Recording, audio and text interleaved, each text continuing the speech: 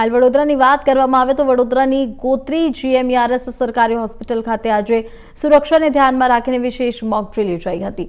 અગાઉ SSG હોસ્પિટલમાં તબીબ પર થયેલા હુમલાની ઘટનાને ધ્યાનમાં રાખી હોસ્પિટલ સ્ટાફ, પોલીસ અને ફાયર બ્રિગેડ દ્વારા સંયુક્ત અભ્યાસ કરવામાં આવ્યો। ઇમરજન્સી જેવી પરિસ્થિતિમાં કેવી રીતે ઝડપી કાર્યવાહી કરવી તે અંગે માર્ગદર્શન આપવામાં આવ્યું હતું।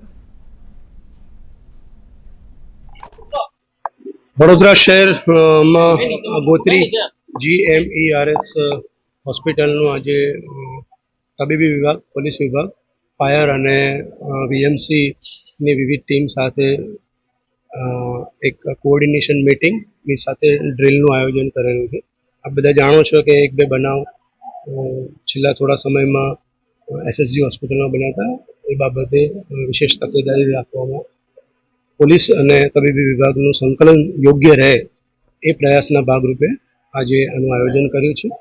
તો અત્યારે અમે બિલ્ડિંગ્સ એની જોઈન્ટ વિઝિટ કરી રહ્યા છીએ અને આપ બધા જાણો છો કે વડોદરા શહેરની આજુબાજુના જિલ્લાઓ, તાલુકાઓમાંથી જે નિમ્ન મધ્યમ વર્ગના પરિવારો જે છે અહીંયા તબીબી સારવાર અર્થે આવતા હોય છે। તો પેશન્ટ અને પેશન્ટના જે સાથે જે પણ એમના સગા સંબંધીઓ છે, બરાબર, એમને કોઈ તકલીફ ના પડે, બરાબર, સારામાં સારી સેવા ઉપલબ્ધ થાય એના પ્રયાસના ભાગરૂપે RMO સાહેબ, બીજા તબીબો અને અમારી પોલીસ ટીમ જે છે અત્યારે કાર્યરત છે। ખાસ કરીને સુરક્ષા એજન્સીઓ તબીબો પર બીજા અન્ય કોઈ હુમલા થવાને ધ્યાનમાં રાખીને આ એક સિક્યુરિટી મોક ડ્રીલ આપણા પોલીસ ડિપાર્ટમેન્ટથી આજે આયોજન થયેલું છે, જેમાં હોસ્પિટલની અંદર, હોસ્પિટલની આજુબાજુ અને આખા પરિસરની આજુબાજુનો જે સેફટી થઈ શકે એ માહોલ પેદા કરવા માટેનો એક મુહિમ ઉપાડી છે પોલીસ ડિપાર્ટમેન્ટે। ડૉક્ટર્સ અને હોસ્પિટલ એક સોફ્ટ ટાર્ગેટ હોય છે। ઘણીવાર ઘણા લોકો આવતા હોય છે અને એવા અણગમા બનાવ બની જાય, ચોરીઓના બનાવ બને, એ બધું ના થાય। દર્દી જે અહીંયા સારવાર લેવા આવતા હોય એની સેફટી એ અમારી પ્રાયોરિટી હોય છે। એના માટે અમે અહીંયા ફૂલ સજ્જ હોઈએ છીએ અને અમને પોલીસ ડિપાર્ટમેન્ટનો, કોર્પોરેશનનો, ફાયર ડિપાર્ટમેન્ટનો પૂરો સહયોગ મળે છે। પણ એ સિવાય બી આ એક રાઉન્ડ ધ ક્લોક પ્રેક્ટિસ હોવી જોઈએ, વારંવાર ટ્રેનિંગ હોવી જોઈએ સિક્યુરિટીવાળાની, ફાયર ડિપાર્ટમેન્ટની, અમારા મેડિકલ ડૉક્ટર્સની, નર્સિસની।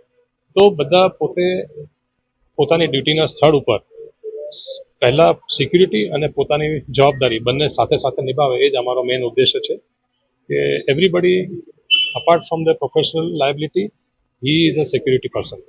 પોતાની અને પોતાના આજુબાજુવાળાનું અને પોતાના આજુબાજુના માહોલનું ધ્યાન રાખે, સતર્ક રહે, એ જ ઉદ્દેશ્ય હોય છે। એના માટે electric audit, fire inspection, fire mock drill, safety mock drills અને એવા નેચરલ કેલેમિટી મોક ડ્રીલ્સ આપણને સરકારની સૂચના, હેલ્થ એન્ડ ફેમિલી વેલફેર મિનિસ્ટ્રીની જ્યારે પણ સૂચના આવતી હોય છે, પ્લસ આપણે અહીંયા રેગ્યુલર આપણા સ્ટાફને ટ્રેનિંગ માટે કરતા હોઈએ છીએ। મારા પાસે સજ્જ CCTV કેમેરા છે। હજી બી ક્યાંક બ્લાઇન્ડ સ્પોટ દેખાશે તો અમે એને બી કવર કરીશું અને પ્લસ મારા સિક્યુરિટી જે પર્સનલ છે રાઉન્ડ ધ ક્લોક બધા જે ક્રીમ એરિયાઝ છે એમાં તે લોકો સજ્જ હોય છે અને કોન્સ્ટન્ટલી વોચ રાખતા હોય કે કોઈ પણ આમ શંકાસ્પદ દેખાય એને કોન્સ્ટન્ટલી તરત જ ઇન્ટ્રોગેશન થાય છે। કોઈ સંવેદનશીલ સામાન લઈ જતો હોય તો સામાનનું ચેકિંગ કરવામાં આવતું હોય છે બંને જગ્યાએ।